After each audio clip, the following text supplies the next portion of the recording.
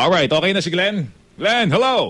Joel, kinumpirma nga ngayon ng Philippine Army na magmula ang kaninang alas 7:30, inaatake at patuloy yung putukan nga sa pagitan ng breakaway group ng MILF, yung detachment ng Philippine Army sa may Ampatuan sa Maguindanao at isa na ngang sundalo ang napaulat na sugatan.